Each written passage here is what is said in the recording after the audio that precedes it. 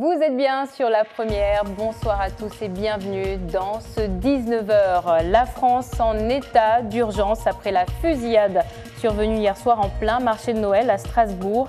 Un homme a tiré sur une quinzaine de personnes avant de prendre la fuite. À l'heure qu'il est, l'individu est toujours en cavale. Mayotte non plus n'est pas épargnée par la menace terroriste. Ce mardi, un homme fiché S a été interpellé dans le quartier de Manzarsouar, à Mtsapéré. Il devrait être entendu dans le cadre de l'enquête sur les attentats de Trèbes et de Carcassonne survenus en mars dernier. 4 personnes y avaient trouvé la mort. Enfin, nous parlerons de cette grande enquête menée sur l'île par l'ARS et l'Institut de sondage Ipsos pour connaître l'état de santé des Mahorais. Comment se passe cette opération et à quoi va-t-elle servir? Réponse dans un instant. La France est sous le choc après l'attentat survenu hier soir à Strasbourg. Vers 20h, un homme armé tire sur plusieurs personnes en plein centre-ville. À l'heure actuelle, on comptabilise 3 morts, 8 blessés graves et 5 blessés légers. Retour sur une cavalcade meurtrière avec nos confrères de France 2. Des cris, des passants qui courent. Depuis sa fenêtre, ce vidéaste amateur comprend qu'une attaque vient d'avoir lieu. Putain. Non, maman. Oh, mon Dieu. Sur le trottoir, un homme est à terre. Puis un coup de feu retentit. Les rues de Strasbourg Qu'est-ce qui se passe? se vident en un instant. Le début d'une soirée d'angoisse en plein centre-ville. Il est 19h50. Muni d'un couteau et d'une arme de poing, un homme s'approche du marché de Noël, remonte la rue des Orfèvres et fait là ses premières victimes en criant « Allah Akbar » selon des témoins. Des coups de feu sont échangés avec des militaires de sentinelle. L'attaquant est blessé. Très vite, la police investit les alentours de la cathédrale. Ordre est donné de se mettre à l'abri. Les premiers secours arrivent auprès des blessés, toujours au sol. Certains sont évacués en urgence absolue. Dans les commerces, les clients ont interdiction de sortir. Confinement obligatoire. D'autres trouvent précipitamment refuge dans des restaurants qui aussitôt ferment leurs portes car le tireur court toujours. Vous fermez là, monsieur? Oui, parce que là, il est pas loin apparemment. Certains clients sont pris de panique. On a vu un mouvement de foule, tout le monde courir dans tous les sens et nous on s'est installés ici et puis on n'en sait pas plus. Tout le monde est un peu en panique. Dès le moment où nous avons entendu des coups de feu, et nous avons des clients qui sont venus en courant au restaurant pour se protéger, et nous les avons abrités. Et quand ça s'est calmé un peu, nous sommes sortis un peu voir, et nous avons vu des corps un peu par terre, un peu partout. Pendant ce temps, l'assaillant monte dans un taxi et parvient à s'enfuir. Vers 20h30, dans le quartier du Neudorf, nouveau coup de feu échangé avec une patrouille de police qui tente de le maîtriser. En vain, il parvient encore à s'enfuir. En à peine une demi-heure, la ville de Strasbourg se vide, les rues désertes et des consignes de confinement sont renouvelées. Dans ce stade non loin, aucun des spectateurs ne peut plus sortir. Une Marseillaise est même entonnée. Même confinement au Parlement européen, qui hier soir était en session. Mesure de précaution exceptionnelle, les parlementaires sont invités à se regrouper et à ne pas quitter le bâtiment. Sans doute que le Parlement, qui pourrait être considéré comme une cible, n'est peut-être pas une cible privilégiée. Donc on est sans doute plus en sécurité ici. Au même moment, dans Strasbourg, vient de débuter une gigantesque traque pour retrouver le fugitif. Et il n'aura fallu que quelques heures pour identifier le tireur, un Strasbourgeois de 29 ans, fiché S, et radicalisé depuis des années. L'homme a déjà été condamné à 20 reprises, mais il est surtout connu pour avoir pris part à de nombreux braquages en France et en Allemagne. Il devait être interpellé mardi matin, mais il n'était pas à son domicile. Voici son portrait signé Sophie Rodier et Elodie Delevoye. Shérif C, 29 ans. Connu des services de police pour des faits de droit commun, ce Français né à Strasbourg est également fiché S pour radicalisation. Il habite ce quartier populaire de l'ouest de la ville. Ce matin encore, son appartement a été perquisitionné. L'une de ses voisines dit ne pas avoir remarqué sa radicalisation, mais parle d'un jeune homme violent. Je le connais très bien, je le connais d'ici. Bonjour, salut, à les conneries qu'il faisait, tout le temps à la prison, et machin et compagnie. Il était connu par bagarre, il était connu par vol, il était connu par agression. Un jeune homme au passé judiciaire chargé. Délinquant multirécidiviste, il a été condamné plusieurs fois pour des faits de vol et de violence.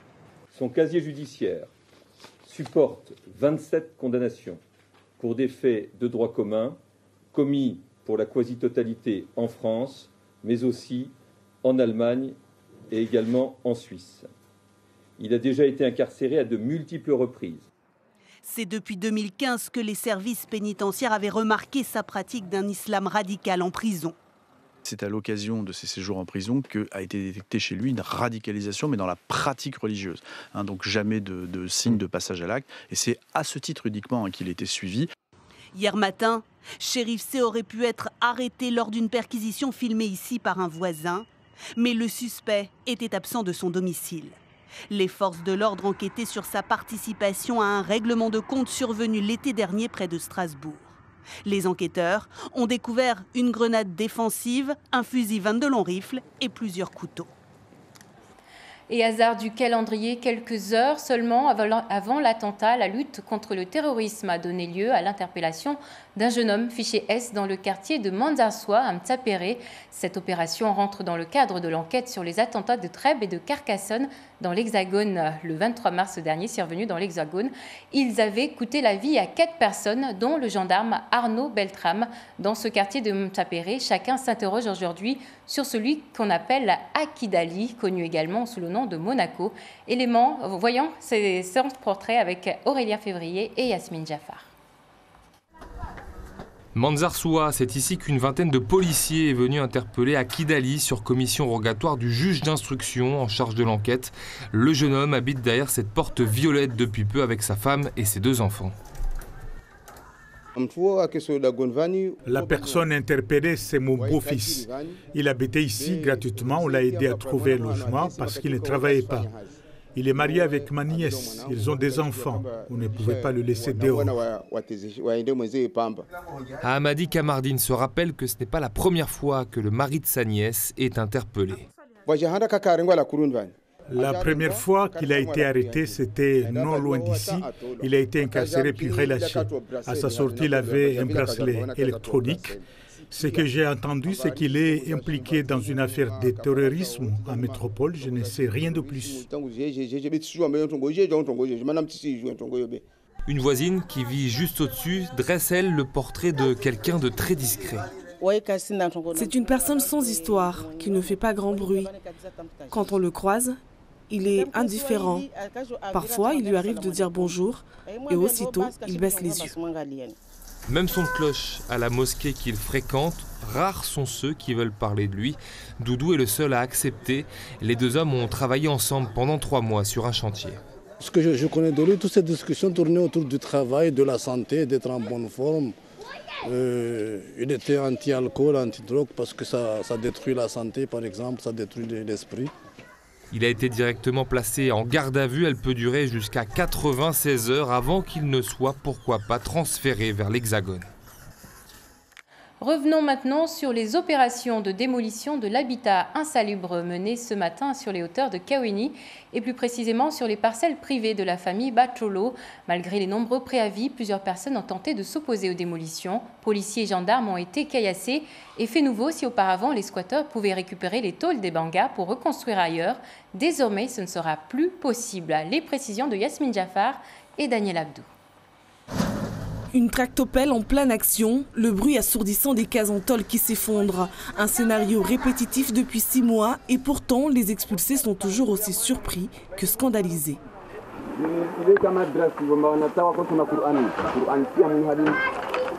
Des occupants illégaux qui ont fait de la résistance. Les gens expulsés avaient réinvesti les bangas, s'étaient réapproprié l'habitat illégal et occupé à nouveau le terrain Batrolo. Donc ce matin, quand ils ont vu les engins de chantier arriver, ils se sont opposés à la décision de justice, ils se sont opposés à l'action de l'huissier, ils nous ont caillassés, ils nous ont lancé des pierres, ils ont commencé à allumer des feux de palettes. à constituer des obstacles et ils nous ont obligés à faire usage de grenades lacrymogènes de façon à pouvoir les disperser. Une opposition qui n'a pas empêché longtemps les forces de l'ordre à procéder à la destruction des cases. La colère des squatteurs s'est intensifiée en apprenant qu'ils n'ont plus le droit de récupérer les tôles. Les policiers nous ont interdit de quitter les lieux avec nos tôles. On nous a dit que c'est la loi mahoraise qui ne permet pas de quitter les lieux avec des tôles. On ne nous a jamais parlé d'une loi française, non. On nous a dit que c'est une loi mahoraise et qu'on doit partir avec seulement nos enfants et nos valises. Si vous laissez une personne qui occupait un terrain illégalement repartir avec son banga sur le dos, c'est un peu comme si vous laissez repartir un pilote de Kwassa avec sa Kwassa et partir avec son banga sur le dos pour pouvoir à nouveau occuper illégalement des terrains qui sont propriétés d'autres personnes et à nouveau installer de l'habitat illégal au détriment des légitimes propriétaires. Il aura fallu 6 mois aux autorités pour prendre conscience qu'ils ne faisaient que déplacer le fléau. Ce mardi, 80 cases sont passées sous les engins. Pendant que la famille Bacholo commence à voir le bout du tunnel, le calvaire change de camp. Si nous sommes là encore, c'est parce qu'on ne sait pas aller avec nos enfants. Je pense que désormais, notre maison sera la rue. Je n'ai pas d'endroit où emmener mes enfants. Ils n'ont pas l'habitude de traîner dans la rue. Je ne veux pas qu'ils tombent dans la délinquance. Je n'aimerais pas que ça arrive à quelqu'un d'autre et je n'aurais surtout pas aimé que ça m'arrive à moi. Bien qu'ils aient été prévenus, le départ est toujours douloureux et vécu comme une injustice. Dans l'actualité judiciaire, la lutte des avocats contre le projet de réforme de la justice se poursuit presque partout en France. Un mouvement très suivi à Mayotte, mais pas question d'aller bloquer la préfecture, contrairement à la directive nationale lancée aux différents barreaux. Les avocats du 101e département ont préféré bloquer le tribunal, leur lieu de travail, pour se faire entendre. Écoutons Maître Yanis Swahili, interrogé ce matin par Daniel Abdou. La ministre de la Justice a proposé un projet de réforme que nous contestons vigoureusement depuis plusieurs semaines et malheureusement nous ne sommes pas entendus par le Parlement, par les parlementaires, puisque ce projet a été voté hier à l'Assemblée nationale.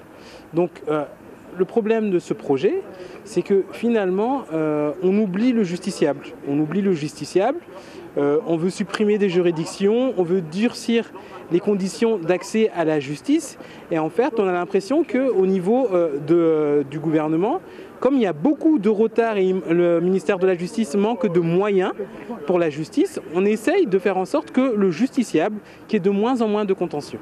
Nos confrères, les autres avocats, se mobilisent tous. Alors, il y avait un mot d'ordre qui avait été donné d'aller bloquer les préfectures, mais pour nous, à Mayotte, on a jugé utile de bloquer le tribunal. C'est plus symbolique que d'aller bloquer la préfecture pour nous. Parlons santé maintenant avec cette grande enquête pour connaître l'état de santé des Mahorais. Une opération menée par l'Ipsos et Santé publique France en collaboration avec l'ARS. L'enquête s'appuie sur le réseau d'infirmiers libéraux et mobilise 16 personnes. Bibi Maria Malidi et Zora Abdou Café ont suivi une équipe sur le terrain dans la commune de Mamoudzou. Regardez. Une enquête qui se fait sur toute l'île de Mayotte, qui concerne la santé des Mahorais. Des explications essentielles avant de démarrer son enquête. Oudoy Fati fait partie des 16 personnes chargées de se pencher sur la santé des Mahorais. Cette habitante de Mamoudzou qui la reçoit aujourd'hui souffre d'hypertension. Elle attend beaucoup de cette action. C'est une très bonne chose car j'ai une petite santé. Du coup, j'espère avoir un suivi médical plus renforcé. Cette étude mise en place par Santé publique France et l'Ipsos en collaboration avec l'ARS et les infirmiers libéraux concerne toute la population de Mayotte. Depuis le début de l'enquête, le 20 février dernier, les familles s'y prêtent au jeu et répondent généralement aux différentes questions. Il y a plusieurs modules. Il y a ce qu'ils mangent d'habitude, comment ils se rendent à l'hôpital, s'ils ont des problèmes de santé, oui ou non, si la personne dans leur famille, ils ont des problèmes de santé, oui ou non. Et après, il y a aussi un module de personnes qui soit ils fument ou ne fument pas, ou il y a aussi une partie module de sexualité. Comment est-ce qu'ils se protègent ou pas, est-ce qu'ils se font dépister ou pas.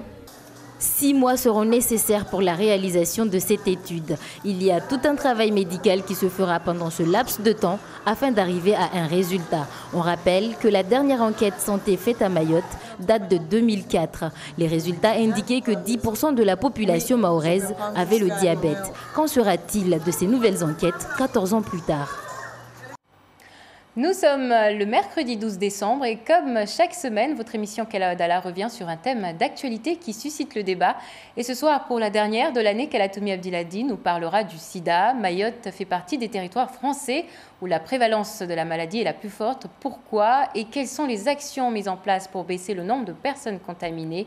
Un débat mené en présence des acteurs de la santé, de l'ARS, du CHM et surtout avec Monsef Moudoir de l'association Narike Msada. C'est tout à l'heure, après le journal en mahorais. Voici maintenant quelques images qui vous mettront sûrement un peu de baume au cœur. En cette période de fête de fin d'année, au CHM, le Père Noël est passé un peu plus tôt. Comme chaque année, ce mercredi après-midi, les enfants malades ont eu droit à une distribution de cadeaux. Des bénévoles du Rotary Club sont passés dans les services pédiatrie et néonatologie en compagnie de Miss Prestige Mayotte, Myriam Kassim. On écoute Sylvie Mazlin, présidente du Rotary Club doyen de Mamoudzou. Elle est au micro de Fahar Housseni. Le but de cette action organisée par le Rotary Club Mamoudzou, c'est d'avoir des actions pérennes sur le terrain et puis de satisfaire les enfants de 0 à 12-13 ans, voire plus. Service néonat et pédiatrie, qui représente environ 70 enfants. Voilà, donc c'est une action gratifiante pour eux et pour nous, puisqu'on apporte beaucoup de joie. On termine ce journal sur une note gourmande avec la saison des litchis qui bat son plein et contrairement aux années précédentes, les agriculteurs sont plutôt satisfaits de la récolte de 2018. Le climat a été favorable, mais le souci des maquis et roussettes perdure. À Dzoumogné, certains ont trouvé la parade. Henriette Bonaïssa, Daniel Abdou. Le nord de l'île est une région réputée pour ses oranges juteuses et sucrées. On dit que les autres fruits, litchis notamment, ne produisent pas dans cette zone. Pourtant, dans l'exploitation des Simba à Dzoumogné, 10 pieds de ces fruits rouges très prisés en ce moment font le bonheur des consommateurs. Seulement, pour y arriver, les Simba ont beaucoup investi en technicité, en temps et même en argent pour disposer d'une très bonne récolte. Nous avons été obligés d'investir sur de la dentelle pour couvrir nos pieds de litchi, les arbres. Sinon, soit les chauves-souris ou bien les maquis allaient tout dévorer. Je vois chez des voisins qui n'ont pas couvert. Donc aujourd'hui, ils vont avoir 0 litchi parce que tout a été bouffé par les animaux, que ce soit les maquis ou bien les roussettes. Une surveillance régulière également qui a porté ses fruits, 200 à 300 kg de litchi par arbre avec un bon soleil. Très très sucré. Il faut dire aussi qu'on est de Mtsamboro, donc c'est capitale du sucre à Mayotte. Donc cette année, comme tous les années, ici chez nous, ça arrive sur quelques arbres où c'est un peu acide. Mais là, particulièrement cette année, on a eu beaucoup de soleil. Donc même ceux qu'on voit un petit peu verts comme ça, là, sont quand même assez bien sucrés. Abdillahi peut récolter jusqu'à 1 tonne et demie sur tous les pieds de son exploitation de ce délicieux fruit utilisé en dessert. Actuellement, les litchis envahissent le marché local à 5 € le kilo. Ils sont consommables à tout moment de la journée, même s'ils ne durent que quelques semaines dans l'année. Voilà, c'est la fin de cette édition, marquée, je le rappelle, par cet état d'urgence dans toute la France. Après la fusillade survenue hier soir en plein marché de Noël à Strasbourg, un homme a tiré sur une quinzaine de personnes avant de prendre la fuite. Alors qu'il est toujours en cavale. Voilà pour l'actualité de ce mercredi. Merci de nous avoir suivis. Dans un instant, l'information en langue locale avec Abdou Kafé Mohamed.